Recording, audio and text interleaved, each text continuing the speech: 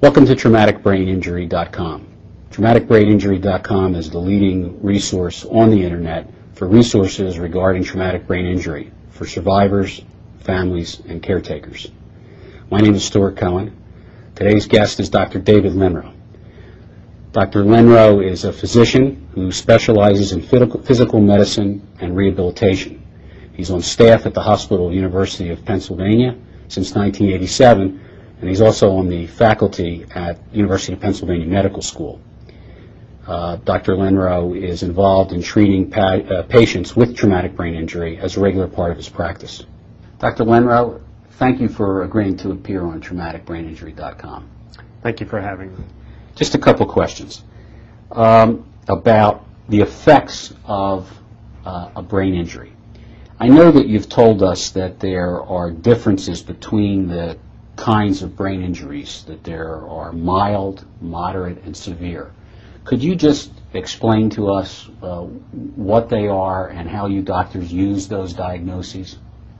Those categories of brain injury actually vary depending on what scale you're using to make those the diagnosis of those different categories. But in general, a mild traumatic brain injury is someone who's had a loss of consciousness for less than 30 minutes and who has symptoms that are generally restricted to how they think. So dizziness, trouble with frustration, concentration, those sort of things.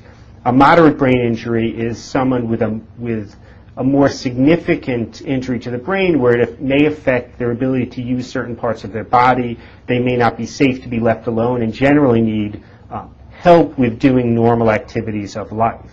And a severe brain injury, or the worst category, is someone who's essentially in a coma and doesn't interact at all with the environment.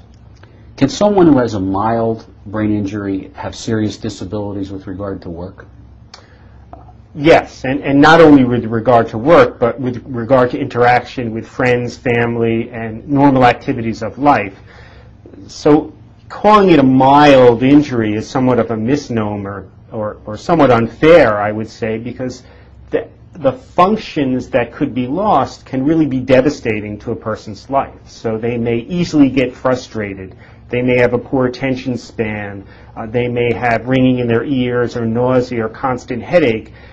Activities which may be affected include simple things like even keeping the checkbook, functioning at work, getting along with their spouse, things which can really be devastating in the long run. Well, let me just tick off a couple areas and ask you questions about that. Does a brain injury affect the way someone thinks? Yes. In what way? Again, it depends what's affected in the particular person's injury, but it can affect their ability to do calculations. It commonly affects memory. It commonly affects concentration and attention. So it would be harder for some people to sit and have a conversation without becoming distracted by something in the environment. All right. And those would be common things to see. Now, you mentioned before something about behavior, that a brain injury can affect behavior. Yes. How does a family member, and I assume that some family members of brain injury survivors are listening to you today as you speak, how does a family member determine whether a problem is behavioral or as a result of the brain injury?